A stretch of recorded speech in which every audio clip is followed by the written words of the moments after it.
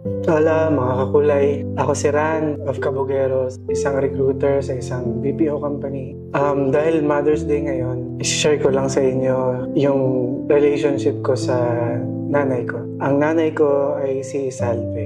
Nung 3 years old pa lang ako, naghiwalay na yung mga magulang ko. May isip na yata ako nung agad eh. So yung tatay ko, may iba nang kinakasama. Yung nanay ko, nag-ibang bansa para magtrabaho. Hanggang ngayon, nasa ibang bansa pa rin siya. And may cancer siya. Nagpapagaling siya, bawal siya ma-stress. Pero lately kasi, nung nagsisimula na kami maging close, nag-uusap na kami. Kasi simula bata ako, hindi kami nag-uusap. So nito lang, yung may 2 na akong anak. Tapos, nagkaaway ulit kami dahil sa hindi pagkakaintindihan. So,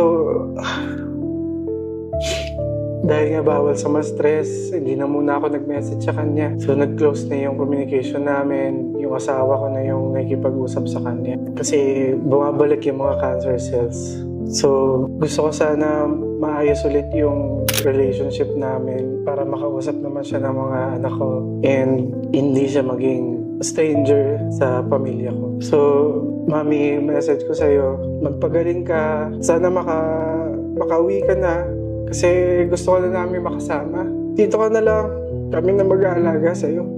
Uwi ka na. Ang mensahe ko sa mga nanay out there, maraming salamat sa pagmamahal ninyo at sa mga sakripisyo ninyo. You make the world a better place, mga nanay. Saludo ako sa inyo.